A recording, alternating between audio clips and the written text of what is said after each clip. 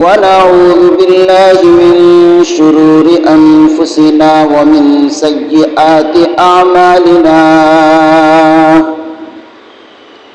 من يهده الله فلا مضل له ومن يضلل فلا هادي له ونشهد أن لا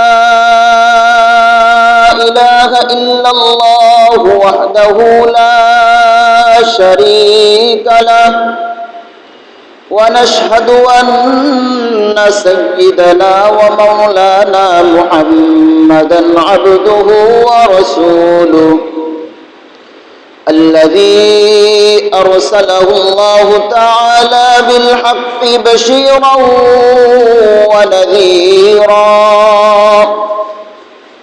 وداعيا إلى الله بإذنه وسراجا منيرا أما بعد فأعوذ بالله من الشيطان الرجيم بسم الله الرحمن الرحيم قل إن كنتم تحبون الله فاتبعوني يحببكم الله وقال النبي صلى الله عليه وسلم كل أمتي يدخلون الجنة إلا من أبى قيل من أبى يا رسول الله قال من أطاعني دخل الجنة ومن عصاني فقد أبى أو كما قال النبي عليه الصلاة والسلام آمنت بالله صدق الله مولانا العظيم وصدق رسوله النبي الكريم ونحن على ذلك لمن الشاهدين والشاكرين والذاكرين والحمد لله رب العالمين तुम शौक से कॉलेज में पढ़ो पार्क में खेलो तुम शौक से कॉलेज में पढ़ो पार्क में खेलो जायज़ है गुब्बारों में और चरख में जोलो जायज़ है गुब्बारों में और चरख में जोलो पर एक सुखन बंदाए आजिज़ की रहे याद पर एक सुखन बंदाए आजिज़ की रहे याद अल्लाह को और अपने हकीकत को ना भूलो अल्लाह को और अपने हकीकत को ना भूलो अशिद्दाउ अलल कुफ्फार जो हक का कलाम आया अशिद्दाउ अलल कुफ्फार जो हक का कलाम आया वहाँ रुहमा बैनहुम कभी दिलकश पयाम आया वहाँ रुहमा बैनहुम कभी दिलकश पयाम आया सबक फेर पर अदालत का सदाकत का इमामत का सबक फेर पर अदालत का सदाकत का इमामत का लिया जाएगा तुझसे कम ये दुनिया की इमामत का लिया जाएगा तुझसे कम ये दुनिया की इमामत का सुब्हानक ला इल्म लना इल्ला मा अल्लमतना इन्नका अंतल अलीमुल हकीम اللهم صل على روح محمد في الأرواح وعلى قلب محمد في القلوب وعلى جسد محمد في الأجساد وعلى قبر محمد في القبور আলহামদুলিল্লাহ পাক রব্বুল ইজ্জত নিকট লাখ কোটি শুকর সুজুদ যিনি আল্লাহ পাক রব্বুল ইজ্জত এই ফিতনা ফাসাদের জামানায় সমস্ত ফিতনা থেকে মুক্ত করে আমাকে আপনাকে দিনী কিছু কথা বলার জন্য, শোনার জন্য সর্বপ্রথম আল্লাহর ঘর মসজিদে এসে বসার তৌফিক দান করেছেন। এই জন্য আল্লাহ পাক রব্বুল ইজ্জতের নিকট শুকরিয়া জ্ঞাপন করি, আলহামদুলিল্লাহ। মুহতারাম সামিঈন, আমি আপনাদের সামনে আল্লাহ পাক রব্বুল আলামিনের কালামুল্লাহ শরীফ থেকে একখানা আয়াত তিলাওয়াত করেছি। রাসূল আকরাম সাল্লাল্লাহু আলাইহি ওয়াসাল্লামের অসংখ্য অগণিত হাদিস থেকে একখানা হাদিস বর্ণনা করেছি। আল্লাহ পাক যদি তৌফিক দান করেন উক্ত আয়াত এবং হাদিসকে সামনে রেখে কিছু কথা বলার চেষ্টা করব ইনশাআল্লাহ। মুহতারাম সামিঈন, আল্লাহ পাক রব্বুল আলামিনের বান্দাদের মধ্যে, আল্লাহ রাসূল সাল্লাল্লাহু আলাইহি ওয়াসাল্লামের উম্মতদের মধ্যে আল্লাহর ওই বান্দা রাসূলের ওই উম্মত সবচেয়ে বেশি সফল কাম, সবচেয়ে বেশি সফলতা অর্জন করেছে, সফলতা লাভ করেছে আল্লাহর যেই বান্দা রাসূলের যে উম্মত কোরআন হাদিস মোতাবেক নিজের জীবনকে পরিচালনা করতে পেরেছে, রাসূলের সুন্নাহকে নিজের জীবনের মধ্যে বাস্তবায়ন করতে পেরেছে, আল্লাহর ওই বান্দা রাসূল সাল্লাল্লাহু আলাইহি ওয়াসাল্লামের ওই উম্মত সবচেয়ে বেশি সফল কাম, সবচেয়ে বেশি সফলতা অর্জন করেছে। আল্লাহ পাক রব্বুল আলামিন কালামুল্লাহ শরীফের মধ্যে তো বলেছেন, আল্লাহ পাক রব্বুল আলামিন বলেন, মা আতাকুমুর রাসূলু ফাখুযুহু। আল্লাহ পাক রব্বুল আলামিন ডাক দেয়া বলেন, ও আমার বান্দারা, মা আতাকুমুর রাসূলু ফাখুযুহু, তোমাদের রাসূল তোমাদের কাছে যা এনে দিয়েছেন তাকে তোমরা শক্তভাবে আঁকড়ে ধরো। ওয়া মা নাহাকুম আনহু ফান্তাহু, তোমাদের রাসূল তোমাদেরকে যা থেকে নিষেধ করেছেন তোমরা তা থেকে বিরত থাকো। আল্লাহ পাক রব্বুল আলামিন কোরআনে কারীমের এক জায়গায় বলেন, লাকাদ কানা লাকুম ফি রাসূলিল্লাহি উসওয়াতুন হাসানাহ। আল্লাহ পাক রব্বুল আলামিন বলেন, ও আমার বান্দারা ভালো করে কান পেতে শোনো, মনোযোগ সহকারে শোনো। লাকাদ কানা লাকুম ফি রাসূলিল্লাহি উসওয়াতুন হাসানাহ, তোমাদের জন্য লাকাদ কানা লাকুম ফি রাসূলিল্লাহি, রাসূল সাল্লাল্লাহু আলাইহি ওয়াসাল্লামের মাঝে তোমাদের জন্য উসওয়াতুন হাসানাহ, উত্তম আদর্শ রয়েছে। আল্লাহ পাক রব্বুল আলামিন বললেন, ও আমার বান্দারা, রাসূল সাল্লাল্লাহু আলাইহি ওয়াসাল্লামের উম্মত, তোমাদের জন্য রাসূলের মধ্যে উত্তম আদর্শ রয়েছে।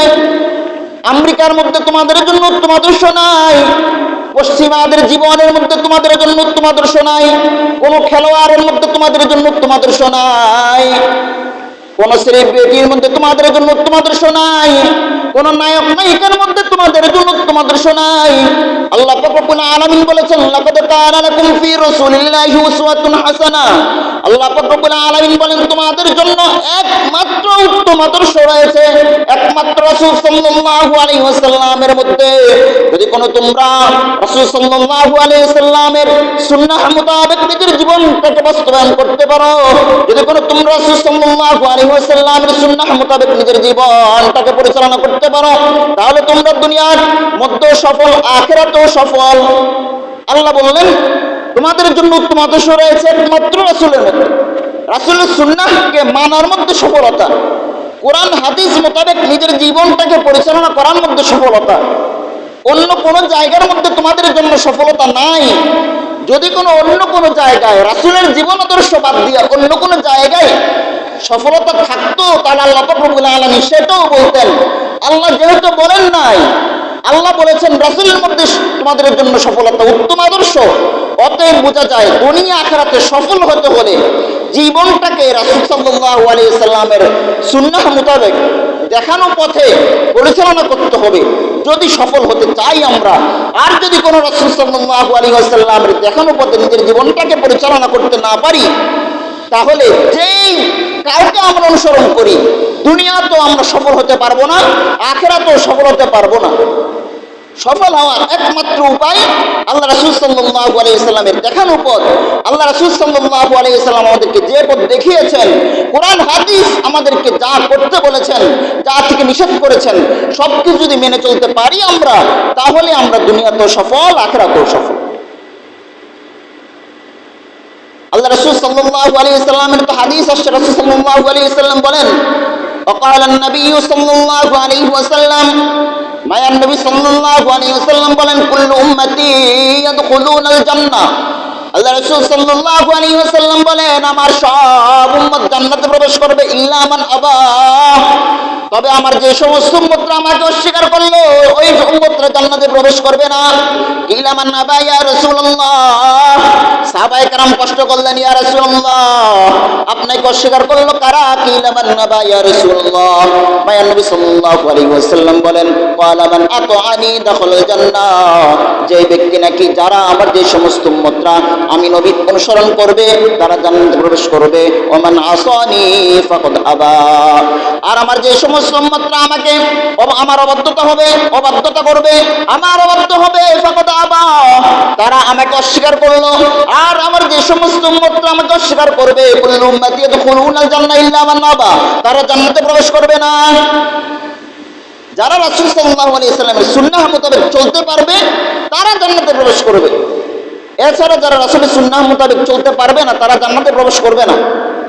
এখন এখানে কথা হলো রাসূল বললেন জান্নাতে প্রবেশ করবে যারা আমাকে মানলো, যারা আমাকে অনুসরণ করলো, তারা যারা অনুসরণ করলো না তারা আমাকে অস্বীকার করলো জান্নাতে প্রবেশ করবে না। এখানে উদ্দেশ্য হলো যারা রাসূল সাল্লাল্লাহু আলাইহি ওয়াসাল্লামের সুন্নাতকে অস্বীকার করলো তারা কখনোই জান্নাতে প্রবেশ করবে না। যারা রাসূল সাল্লাল্লাহু আলাইহি ওয়াসাল্লাম যা এনে দিয়েছেন সেগুলিকে অস্বীকার করলো তারা কখনোই জান্নাতে প্রবেশ করবে না। আর যারা মানলো স্বীকার করলো তবে আমল করলো না তারা তাদের পাপের শাস্তি ভোগ করার পরে তারপরে জান্নাতে প্রবেশ করবে।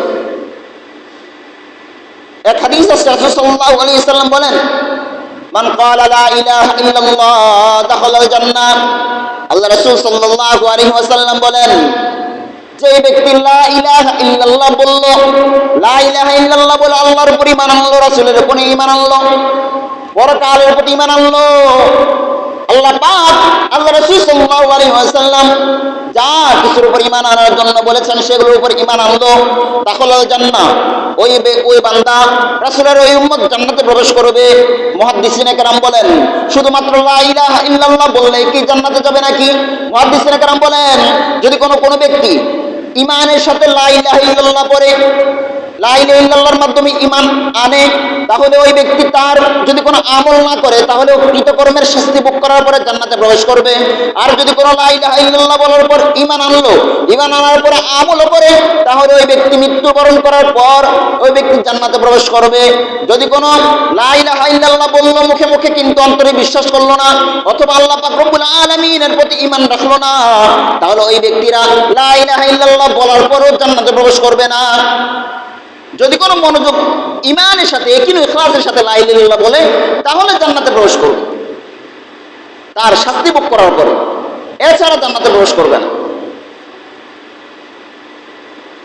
আল্লাহ পাক রব্বুল আলামিন কোরআনে কারিমের মধ্যে বলে দিয়েছেন তোমরা যদি ভালোবাসা পেতে চাও তাহলে অবশ্যই রাসূলকে ভালোবাসতে হবে। আল্লাহ পাক রব্বুল আলামিন বলেন নবী জানায়ে দেন কুল ইন কুনতুম তুহিব্বুনাল্লাহ ফাত্তাবিউনি ইউহিব্বুকুমুল্লাহ। আল্লাহ পাক রব্বুল আলামিন বলেন নবী কুল আপনি জানায়ে দেন ইন কুনতুম তুহিব্বুনাল্লাহ,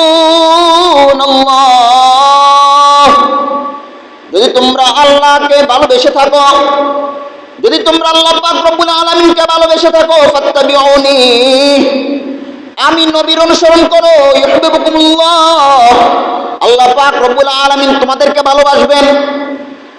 আল্লাহ পাক রব্বুল আলামিন জানিয়ে দিলেন নবী আপনি বলে দেন আপনার উম্মতদেরকে বলে দেন আমার বান্দাদেরকে বলে দেন যদি তোমরা আল্লাহকে ভালোবেসে থাকো আমি নবীর অনুসরণ করো আল্লাহ পাক রব্বুল আলামিন তোমাদেরকে ভালোবাসবেন। যদি আমি নবীর অনুসরণ না করো, কারণ আল্লাহ পাক রব্বুল আলামিনকে যে ব্যক্তি ভালোবাসবে সে অটোমেটিক আল্লাহ রাসূল সাল্লাল্লাহু আলাইহি ওয়াসাল্লামকে ভালোবাসতে হবে। কেন? কারণ কোরআন আল্লাহ রাসূল সাল্লাল্লাহু আলাইহি ওয়াসাল্লামের মাধ্যমে এসেছে, কোরআনকে আমরা পেয়েছি রাসূল সাল্লাল্লাহু আলাইহি ওয়াসাল্লামের মাধ্যমে। কোরআন যেমন মানা আবশ্যক মানতে হবে, হাদিস সেটাকেও মানতে হবে। আজকে একদল আহলে কোরআন নামে একদল বাইরে হয়েছে, তারা শুধু কোরআন মানে, রাসূল সাল্লাল্লাহু আলাইহি ওয়াসাল্লামের হাদিসকে মানে না। অথচ কোরআন যার মাধ্যমে আসছে হাদিস তো তারই মাধ্যমে আসছে। কোরআনকে যদি বিশ্বাস করা যায় হাদিসকে অবশ্যই বিশ্বাস করা যাবে। কোরআন যে সমস্ত সাহাবায়ে কেরাম লিপিবদ্ধ করেছেন ওই সমস্ত সাহাবায়ে কেরাম তো হাদিস বর্ণনা করেছেন। অতএব কোরআনকে মানতে পারলে হাদিসকেও মানা যাবে। কোরআন যেমন মানতে হবে, হাদিসকেও মানতে হবে। দুইটাকে মেনে জীবন যাপন করতে হবে, আমল করতে হবে। এই জন্য দুনিয়ার অন্য কাউকে মডেল হিসাবে গ্রহণ না করে আল্লাহ রাসূল সাল্লাল্লাহু আলাইহি ওয়াসাল্লামকে মডেল হিসাবে গ্রহণ করলে, সাহাবায়ে কেরামের আনুগত্য করলে, সাহাবায়ে কেরামের পদাঙ্ক অনুসরণ করলে, তাহলে একমাত্র সফলতা সম্ভব, এছাড়া সফলতা সম্ভব না। আল্লাহ পাক রব্বুল আলামিন আমাদেরকে সৃষ্টি করেছেন। একটু আওয়াজ করে বলবেন, আমাদের সৃষ্টিকর্তা কে? আল্লাহ পাক রব্বুল আলামিনের নাম বলতে আজকে আমাদের কষ্ট হয়। বাইরে তো জিকির করি না, মসজিদে আয়েশা আল্লাহর নাম বলবো সেটাও কষ্ট হয়। একটু জোরে বলেন, আমাদের সৃষ্টিকর্তা কে? আল্লাহ পাক রব্বুল আলামিন। আমাদের নবী আখিরি পয়গম্বরের নাম কি? হযরত মুহাম্মদ মুস্তাফা সাল্লাল্লাহু আলাইহি ওয়াসাল্লাম। আল্লাহ পাক রব্বুল আলামিন কোরআন নাযিল করেছেন কার উপর? আল্লাহ পাক রব্বুল আলামিন কোরআনকে নাযিল করেছেন কার উপর? রাসূল সাল্লাল্লাহু আলাইহি ওয়াসাল্লামের উপর। যে কোরআনকে রাসূলের উপর নাযিল করেছেন, এই কোরআনকে আমাদেরকে মানতে হবে কি হবে না? জোরে বলেন, মানতে হবে কি হবে না? রাসূলের হাদিসকে আমাদের জন্য মানতে হবে কি হবে না? এখন আপনারাই বললেন কোরআন মানতে হবে, আপনারাই বললেন রাসূলের হাদিস মানতে হবে। যদি মুসলমান যে ব্যক্তি নিজেকে মুসলমান দাবি করে, সে অবশ্যই স্বীকার করতে হবে যে কোরআন মানতে হবে, হাদিস মানতে হবে। এখন আমি যদি কোরআনের দিকে তাকাই, আমরা যদি কোরআনের দিকে তাকাই, হাদিসের দিকে তাকাই, আল্লাহ পাক রব্বুল আলামিন তো কোরআনে বলেছেন, ইয়া আইয়ুহাল্লাযীনা আমানু লা তাত্তাখিযু আদুওয়ি ওয়া আদুওয়াকুম আউলিয়া। আল্লাহ পাক রব্বুল আলামিন কোরআনের মধ্যে বলেছেন, লা তাত্তাখিযু আদুওয়ি ওয়া আদুওয়াকুম আউলিয়া। আমার শত্রু তোমাদের শত্রুদেরকে বন্ধুরূপে গ্রহণ করো না।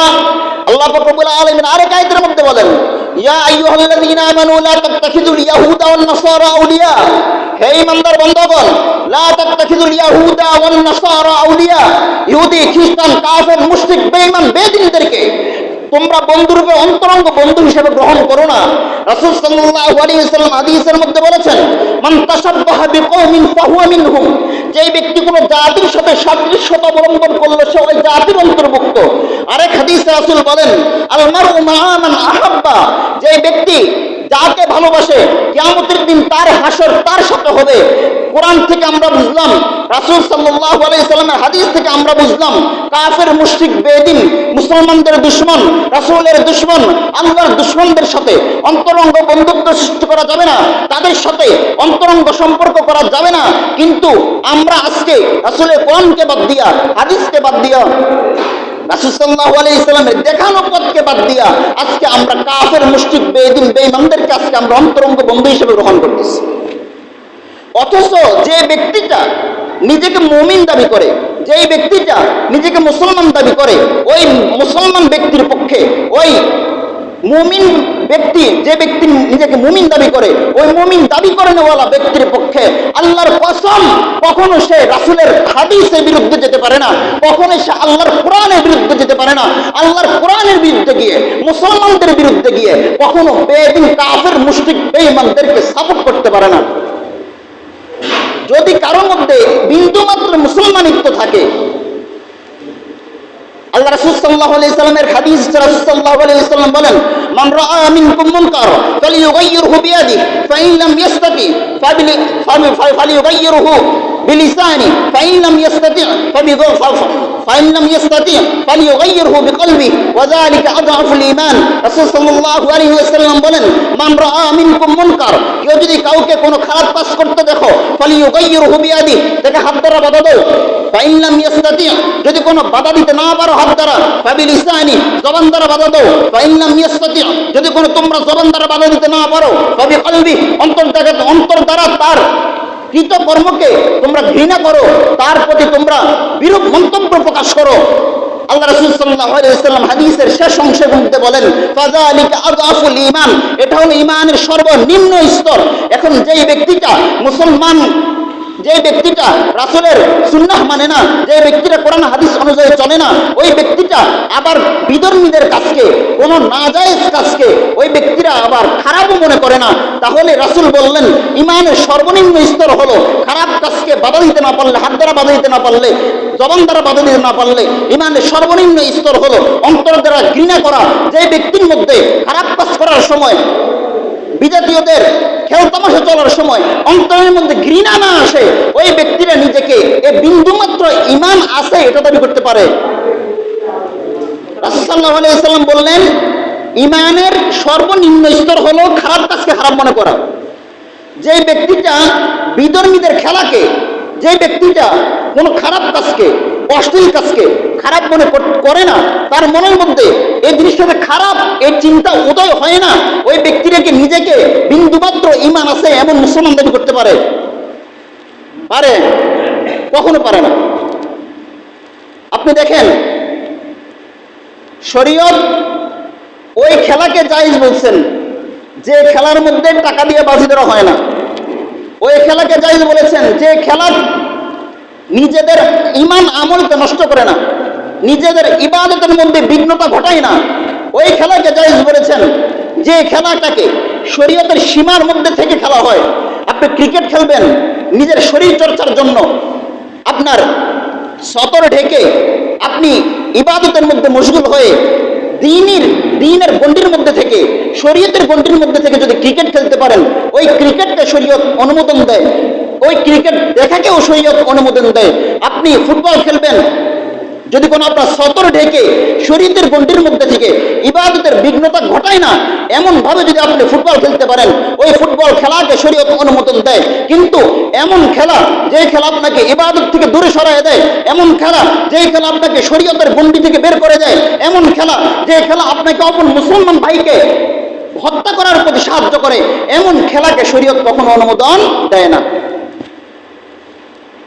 এই যে বিভিন্ন সময় খেলা হয়, ক্রিকেট খেলা যদি বাজি ধরে না হয়, তাহলে শরীয়ত গণ্ডির মধ্যে থাকলে, ইবাদতের মধ্যে বিঘ্নতা না ঘটালে, অপর মুসলমান ভাইকে হত্যা করার প্রতি সাহায্য না হলে, তাহলে ওই ক্রিকেট খেলাও জায়েজ, দেখাও জায়েজ।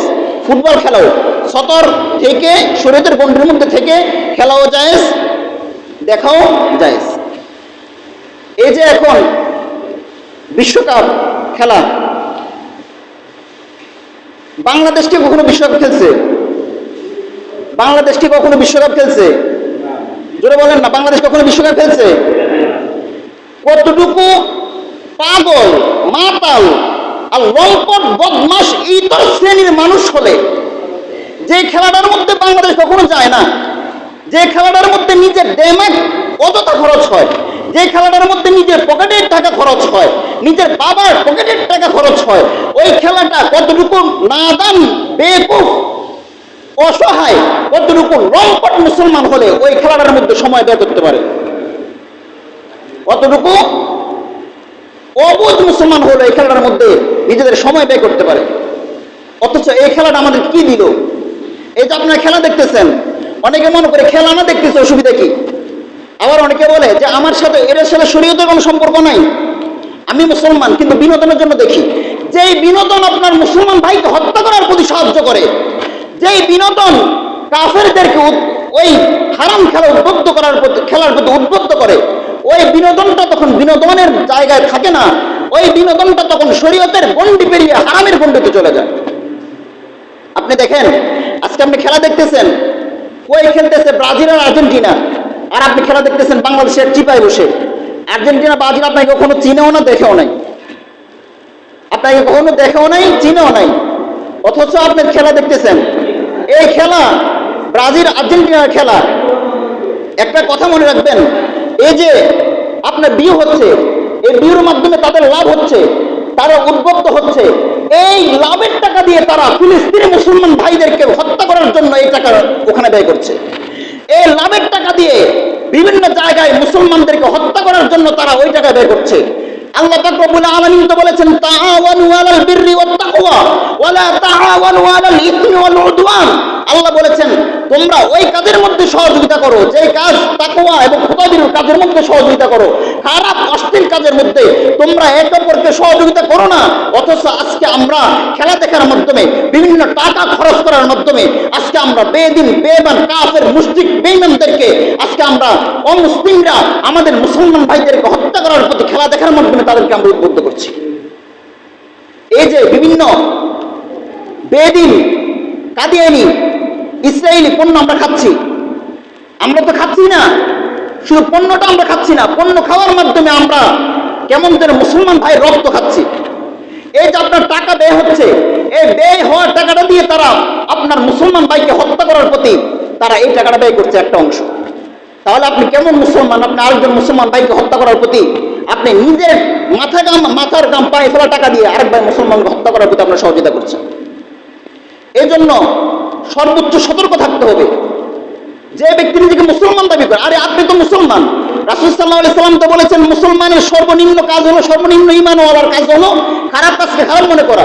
আপনার কাজ তো হলো, আপনি যদি নিজেকে মুসলমান দাবি করেন, আপনার কাজ তো হবে এই সমস্ত খেলোয়াড়, এই সমস্ত যারা খেলে, যারা খেলা দেখে, আপনার মুমিন হিসাবে সর্বনিম্ন ঈমানওয়ালা হিসেবে আপনার কাজ হবে এই কাজ যারা করে তাদেরকে ঘৃণা করা, যারা খেলা দেখে তাদেরকেও ঘৃণা করা, প্রয়োজনে সমাজ থেকে বয়কট করা। কিন্তু আপনি নিজেও তাতে উদ্বুদ্ধ হয়ে তাতে আপনি খেলা দেখছেন, আপনি আরেকজনকে সহযোগিতা করছেন, তাহলে আপনি কোন যুক্তিতে আপনি নিজেকে মুসলমান দাবি করতেছেন? সমস্যা এখানে না, সমস্যা হলো সহজে ঈমান পেয়ে গেছি তো, মুসলমানের ঘরে জন্ম হয়ে মুসলমান হয়ে গেছি তো, এই জন্য ঈমান ইসলাম কি জিনিস সেটা আমরা মর্ম বুঝি না।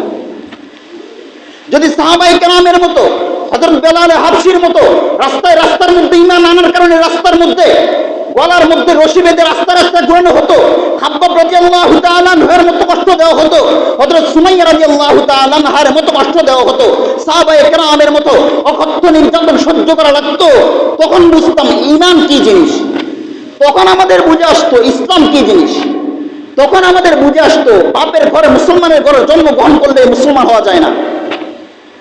তখন আমাদের বুঝে আসতো যে সাহাবায়ে কেরাম কেমন ঈমানে বলিয়ান ছিলেন। এত কষ্ট দেওয়ার পরেও বেলাল হাবশিকে বলেছে ঈমান ছাড়ো। বেলাল হাবশি কি বলেছিলেন? মক্কার অলিতে গলিতে ঘুরাচ্ছিলেন, বলেছে তুমি ঈমান ছেড়ে দাও। বেলাল হাবশি বলেছেন আহাদ আহাদ, আমার আল্লাহ একজন, আল্লাহ একজন। এত কষ্ট দেওয়ার পরেও ঈমান ছাড়েন নাই। হযরত খাব্বাব রাদিয়াল্লাহু তাআলা আনহুকে কষ্ট দেওয়া হয়েছিল। হযরত সুমাইয়া রাদিয়াল্লাহু তাআলা আনহা ইসলামের মহিলাদের মধ্যে সর্বপ্রথম শহীদ, লজ্জাস্থানের মধ্যে তীর মেরে শহীদ করে দেওয়া হয়েছিল, তারপরে ঈমান ছাড়েন নাই। তারা কষ্ট পাওয়ার পরে মুসলমান হয়েছিলেন, তখন বুঝেছেন ঈমান কি জিনিস।